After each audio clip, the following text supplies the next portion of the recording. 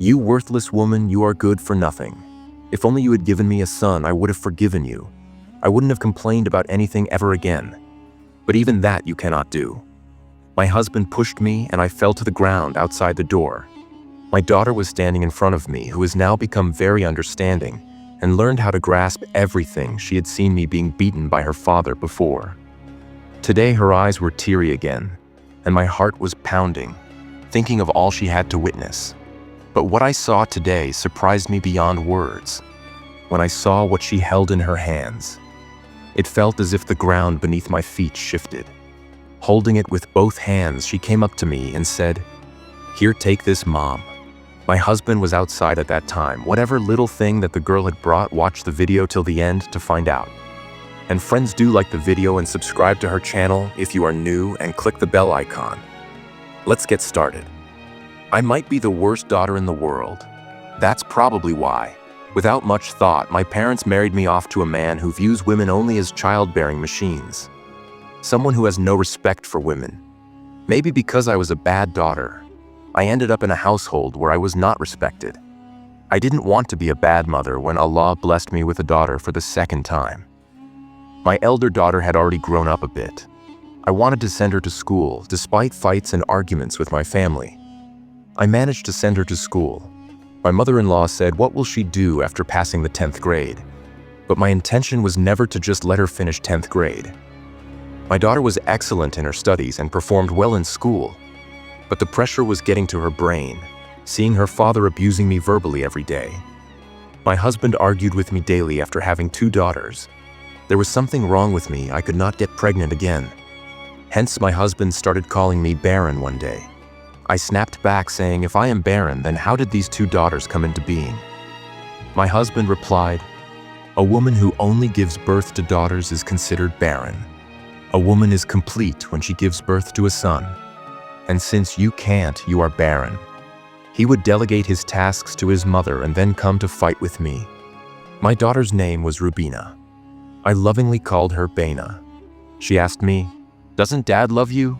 I replied, "Dear, a man's love is different. He loves us. That's why he buys groceries for us. But he gets very angry. So don't say such things in front of him." When I initially enrolled my daughter in school, she topped her class right away. This led my mother-in-law to start taunting me, but my husband remained silent. His silence meant that the decision to educate our daughter was not wrong. My daughter continued to excel in every class. I never thought she could do something that would cause trouble at home, but I was shocked the day her principal and the police came to our house. Luckily, neither my husband nor my mother-in-law was home. I said to them, "Yes, why are you here?" If I didn't recognize the principal, I wouldn't have even opened the door. The principal said, "We need to talk about something urgent regarding your daughter." I asked, "If it's about my daughter, why bring the police?" The principal replied, "The matter is serious." I was terrified. Remembering that night, I knew why they were here. Because it had been the worst day of my life. Early in the morning, my husband's aunt and cousin had visited our home. This was the girl my husband didn't want to marry, but my mother-in-law had wanted him to marry her. Our weddings happened back to back. The girl was not prettier than me, and my husband had chosen me for my looks, rejecting his cousin. But now he regretted it because that cousin had 4 sons. My mother-in-law often taunted my husband, saying, "If you had married Sadia, you could have been the father of these 4 boys. Look, now you don't have a single son. Not only a son, but it seems you don't even have the fortune of having children." I said, "Sadia is out of your reach, but she has a younger sister. She could be yours." My husband then told his mother, "Mother, fear Allah. She's 10 years younger than me." My mother-in-law replied, "Just agree and see if I talk to my sister. She will be eager to give her daughter to us. We have such a good relationship by not marrying Sadia. You've embarrassed me in front of her, but there's still time. I can talk to her about arranging her younger daughter's marriage with us. I'm telling you, there's still time. Divorce your wife." Upon hearing this, my heart sank completely. My husband said, "I cannot do that. Mother, she is the mother of my daughters. What would become of them if I divorced her? They would be left motherless." This was the first time I heard him say something that showed he cared about his children and loved them. He never bothered whether our daughters had eaten how they were or if they were ill. My parents' home was poor, but they still made clothes for my daughters. and I managed their food, and Care often staying up nights tending to them when they were sick. My husband then suggested maybe I should take my wife to see a doctor to find out if there's a problem after that. You can think about the marriage. I had heard all this. I had some rights, so I asked my husband about it. He replied, "There's no need to talk more about this. I will take you to the doctor if he says that you can bear a son. I will give you a year if you can give me a son within that time. Great. Otherwise, I will marry Sadia's younger sister Namin. They only have sons in their family." I retorted, "Oh really? So Sadia and Nin's children, do they have a different father understand?" After enduring so much, these words just slipped out of my mouth, but it seemed like that became my crime. My husband started to raise his hand against me. It was at this time when my daughter would return from school. My husband slapped me so hard that I fell outside the door. My elder daughter Rubina was there outside, and what she held in her hands made me feel as if the ground beneath me had shifted. I asked her, "What have you picked up in a rush?" I took her to her room. My daughter then said, "Mom, Dad won't scold you anymore. What he wants." This is it, seeing everything. My limbs trembled uncontrollably. I didn't know what to do or not do. I still couldn't escape from my husband's oppression, abuse, taunts, and humiliation. And here my daughter had brought the apocalypse lips in her hands, sweating profusely. I told her, "If your father asks where Mom is, say I've gone to Grandma's house." My mother's house was just behind my in-laws. It was situated such that if I crossed one house, I would reach my mother's today. That's exactly what I did. I went to my mother's house. She was quite surprised to see me. I told her, "Just don't ask me anything. Now take this, I have to leave right now." My mother said, Okay, I'm doing something. Don't worry, my child, it seems a big storm is about to come your way." I replied, "Mom, the storm isn't coming. It has already arrived, because Rubina brought it where she got it from. I do not know." My mother, putting her hand on her head, sat down. I realized things were going in a bad direction.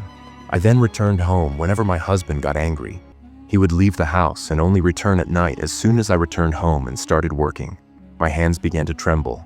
I told Rubina to change her clothes and eat something. I looked towards the door and saw Nazma entering. She had to come now inside. I was dying of worry, and she could probably tell I was very troubled. Although she was my friend, but she knew all the neighborhood gossip. There wasn't any news she didn't know about. She had spread the news throughout the neighborhood that my husband was very oppressive towards me. He had gone crazy, repeatedly raising his hand on me for a son. And because of this, my husband had been punished, but I wasn't having any more children at all. I was so quiet that I couldn't even ask her why she was spreading such things about me. Nazma came into the kitchen and asked, "Are you busy?" I replied, "Yes, a bit," saying this. I resumed washing the dishes and pots. She said, "I have such news that will completely shock you. Isn't there a girls' school in our area? It's about to be shut down. And didn't you enroll your daughter? There she will lose a couple of years now." I reminded her, "You seem to forget that your daughter also studies there." Nazma replied, "What does it matter if she does well? She failed 2 subjects last time. I say, let the school close, so her studies can stop too. That way, I can get her married off." I asked why. What happened at the school? She said, "A big incident occurred at the school. Something happened in the bathroom. My daughter told me everything. Remember Mrs. Mary? She went to the bathroom one day, and soon after, screams were heard. She was screaming terribly. Then she ran to the principal's office saying something was lying in the bathroom moving. Everyone was worried. What could it be that made Mrs. Mary scream like that?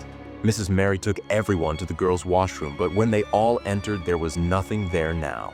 Some people are calling her crazy, while others say that maybe there really was something there that escaped. I asked, what was it, do? You know, she replied, that's why I'm telling you. I've gathered all the news before coming here. Make me some tea in the meantime. As I put the tea on the stove, I urged her. Tell me, what was it? She revealed. It wasn't an animal or creature that scared the teacher. It was a human child. Seeing a child in such a situation in the bathroom would scare anyone.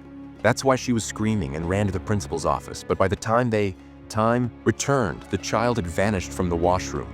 She kept saying all these things, and fear started to settle in my heart. I tried my best to calm myself down. I asked her, what do you think this is, and why did it happen? She replied, everyone knows this. This baby is the result of someone's misdeeds. What else could it be? This is a girls' school. Perhaps some girl indulged in immoral acts and gave birth to this child, abandoning it like this. They lack any sense of responsibility, but they are cunning and cruel enough to leave the baby there. But what I can't figure out is where the baby went. Who took it? What happened to it? By now the news must have spread across the village. I grew deeply worried if Rubina's father finds out about this. He will surely say that there is no need to send our daughter to such a school. Nazma said, "Indeed, no girl should study in a school where such incidents occur. Have you ever heard of such an incident before?" I replied, "When I was a child, I heard that a girl from our school ran away from the hostel. We heard it as though something huge had happened, and now see signs of immorality are emerging within the school. What could be worse than this? I'm telling you, take your daughter out of this school." I responded, "If I take her out of this school, where will I admit her other schools are far away, and the commuting expenses are too high? Sending her to school was already a challenge. Now it will be even more difficult." Nazma agreed. "Yes, you are right. Anyway, I have to visit another house." Now I said, "Yes, you will surely share this story there too." She replied, "What else can I do? I've asked my husband to buy me a phone so that I can stay at home and watch videos. He said he'll get me one after Eid. I can't sit still at home, so I carry news from one place to another, and why shouldn't I? Neither my daughter nor your daughter has done anything wrong, so sharing this news shouldn't be a problem." I told her, "Listen, Nazma, this is a serious matter. Don't blow it out of proportion, or it might harm you." Nazma replied, "Oh, don't worry so much, nothing will happen to me. It's almost evening. I'll just visit 2 or 3 more houses and return home." Nazma never paid attention to her own household children or family. She spent her entire day sharing news from one house to another. Sometimes I wondered if this was the purpose of her life. She embodied the stereotypical nosy neighbor often depicted in films. My blood pressure was rising. The missing baby from the school's washroom that Nazma was talking about was actually brought home by my daughter. My innocent daughter believed that her father constantly scolded and blamed her mother because she could never give birth to a son. There were no brothers for the sisters, so she brought the baby boy home thinking it would make her father stop being angry with her mother and restore harmony in the family. She thought her parents would become happy again. Like before, her intention was pure, but she didn't realize the gravity of her actions. If anyone finds out that my daughter brought the baby from the school, they would assume that the baby was hers. I had left the baby at my mother's house. My sister-in-law had recently given birth, so their house had clothes, milk, and diapers for babies. My sister-in-law is a kind person, and she took care of the baby like her own.